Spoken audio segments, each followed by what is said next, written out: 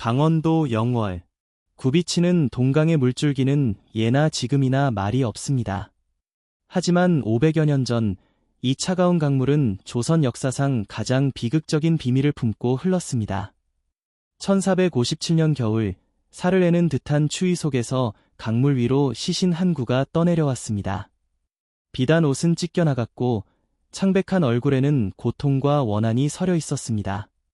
마을 사람들은 그 시신을 보고 경악했지만 누구도 감히 손을 대지 못했습니다. 관가에는 서슬퍼런 어명이 내려와 있었기 때문입니다. 죄인의 시신을 거두는 자는 삼족을 멸할 것이다. 강물에 버려져 퉁퉁 불어가는 그 시신. 그는 바로 불과 2년 전까지만 해도 만백성의 어버이였던 조선의 제6대 왕 단종이었습니다. 도대체 무슨 일이 있었기에 한나라의 국왕이 시신조차 수습되지 못하고 차가운 강물에 버려져야 했을까요? 권력이라는 이름 아래 자행된 숙부의 비정함, 그리고 17세 소년이 감당해야 했던 지옥 같은 공포. 오늘 역사 비하인드에서는 단종의 탄생부터 비참한 최후, 그리고 그를 죽인 자들의 말로까지 그 피 묻은 기록을 낱낱이 파헤쳐봅니다. 비극의 서막은 1452년 문종대왕의 갑작스러운 승하로 시작됩니다. 당시 왕위를 이어받은 단종의 나이는 고작 12살. 어머니 현덕왕후는 그를 낳자마자 사뇨결로 세상을 떠났고 든든한 버팀목이었던 아버지마저 잃은 단종은 구중궁궐에 홀로 남겨진 천의 고아였습니다. 할아버지 세종대왕과 아버지 문종은 어린 세자가 걱정되어 김종서와 황보인 같은 노대신들에게 부디 세자를 잘 보필해달라는 유언을 남겼습니다. 이를 고명이라 합니다. 하지만 이것이 화근이 될 줄은 누구도 몰랐습니다. 왕권은 약했고 신권, 신하들의 권력은 비대해졌습니다. 그리고 그 틈을 타 어둠 속에서 눈을 번뜩이는 호랑이 한 마리가 있었습니다. 바로 세종의 둘째 아들 수양대군이었습니다. 문무를 겸비하고 야심이 컸던 그는 조카가 왕위에 앉아 신하들에게 휘둘리는 꼴을 참을 수 없었습니다. 수양대군은 당대 최고의 책사이자 훗날 킹메이커라 불리는 한명회를 찾아가 이렇게 토로합니다. 이 나라는 약해 빠진 어린애가 아니라 나 같은 강력한 군주가 필요하다. 내 손에 피를 묻혀서라도 왕권을 바로 세우겠다. 한명회는 그 자리에서 붓을 들어 종이에 이름들을 적어 내려갑니다. 살려둘 자와 죽일 자, 바로 저주받은 별표 살생부 별표의 탄생이었습니다. 1453년 10월 10일 밤, 달빛조차 구름 뒤로 숨어버린 그날, 조선 역사상 가장 잔혹한 쿠데타인 별표 계유정난 별표이 터졌습니다. 수양대군은 직접 쇠몽둥이, 철퇴를 들고 단종의 가장 큰 보호막이었던 김종서 장군의 집을 습격했습니다. 백발의 노장군은 제대로 저항 한번 못해보고 머리가 깨져 죽음을 맞이했습니다. 가장 큰 장애물을 제거한 수양대군은 곧장 궁궐로 진격했습니다. 궁궐은 아수라장이었습니다. 수양대군은 단종을 위협하여 어명을 내리게 한 뒤 조정 대신들을 궁으로 불러들였습니다. 아무것도 모르고 입궐하던 신하들은 문을 들어서는 순간 어둠 속에 숨어있던 무사들에게 무참히 베어졌습니다. 정인지, 안평대군, 수양대군의 반대편에 섰던 수많은 왕족과 충신들이 하룻밤 사이에 목숨을 잃었습니다. 12살 단종은 피냄새가 진동하는 궁궐 안에서 공포에 질려 떨고 있었습니다. 믿었던 삼촌이 칼을 들고 자신을 포위해오는 상황. 소년 왕은 직감했습니다. 아, 이제 내 편은 아무도 없구나. 결국 1455년 단종은 수양대군에게 옥새를 넘겨주고 상황으로 물러났습니다.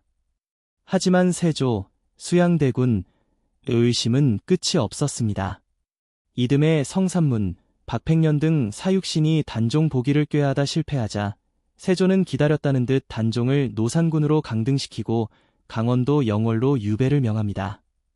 유배를 떠나던 날 청계천 영도교, 영리별다리에서의 이별 장면은 눈물 없이는 볼 수 없었습니다. 단종의 부인 정순왕후가 그를 배웅하러 나왔습니다. 서로의 옷소매를 부여잡고 통곡하던 어린 부부. 전하, 부디 옥체 만강하시옵소서. 중전도 부디 살아만 있어다오. 이것이 그들의 마지막 만남이었습니다. 이후 정순왕후는 평생 염색일을 하며 홀로지 내다 82세까지 살았지만 다시는 남편의 얼굴을 보지 못했습니다. 단종이 도착한 곳은 영월의 청령포. 이곳은 삼면이 깊은 강으로 둘러싸여 있고 뒤쪽은 험준한 절벽, 유육봉이 가로막고 있어 배가 없으면 나갈 수 없는 천혜의 감옥이었습니다. 한양의 화려한 궁궐에서 나고 자란 소녀는 이제 낡은 초가집에서 거친 바람 소리를 들으며 밤을 지새워야 했습니다. 낮에는 관풍원 루에 올라 한양 쪽을 바라보며 하염없이 눈물을 흘렸습니다.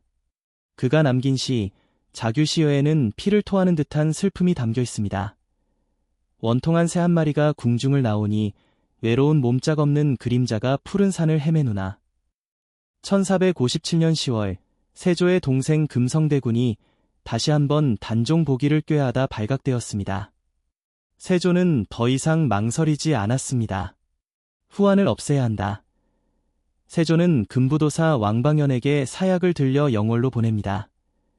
실록에는 단종이 스스로 목매어 자살했다고 기록되어 있습니다.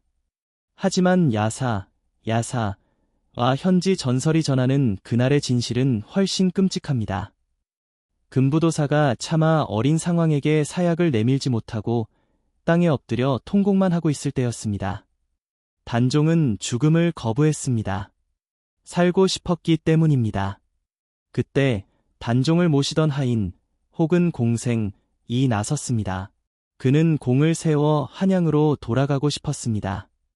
하인은 방 안으로 들어가 단종을 뒤에서 덮쳤습니다. 그리고 가지고 있던 긴 활시위, 줄을 단종의 목에 감았습니다.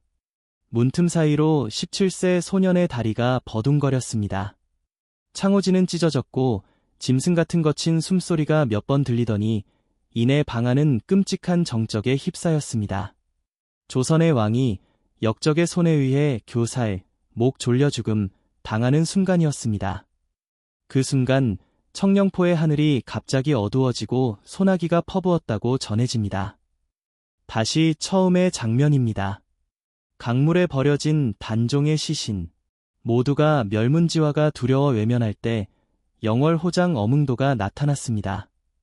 그는 미리 준비한 관을 쥐고 아들들과 함께 차가운 강물로 뛰어들었습니다. 옳은 일을 하다가 화를 입는 것은 달게 받겠다. 그는 시신을 수습하여 눈 내리는 깊은 산속에 몰래 암장했습니다. 짐승에게 훼손되지 않도록 봉분을 만들고 묵히 절을 올렸습니다. 그렇다면 조카를 죽이고 왕위를 뺏은 세조는 행복했을까요? 천만의 말씀입니다. 인과응보는 실제했습니다. 세조는 죽는 날까지 지독한 피부병과 악몽에 시달렸습니다. 전설에 따르면 단종의 어머니 현덕왕후가 꿈에 나타나 세조의 얼굴에 침을 뱉었다고 합니다. 그 자리마다 종기가 생겨 썩어 들어갔습니다. 더욱 비참한 것은 자식들의 죽음이었습니다. 세조가 그토록 아꼈던 맏아들 의경세자가 요절했고 예종 또한 일찍 죽었습니다. 자신이 조카를 죽인 것처럼 자신의 자식들도 단명하는 고통을 지켜봐야 했습니다. 오늘날 강원도 영월에는 단종의 릉인 장릉이 있습니다. 숙종 때가 되어서야 비로소 왕으로 복권되어 안식을 찾은 것입니다. 단종의 삶은 17년이라는 짧은 시간이었지만 그의 이야기는 500년이 지난 지금까지도 우리 가슴을 아리게 합니다.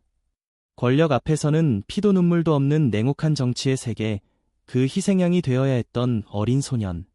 영월 동강의 물소리에 귀 기울여 보십시오. 어쩌면 억울하게 죽어간 어린 왕의 흐느낌이 들릴지도 모릅니다. 오늘의 역사 비하인드 단종 이야기였습니다.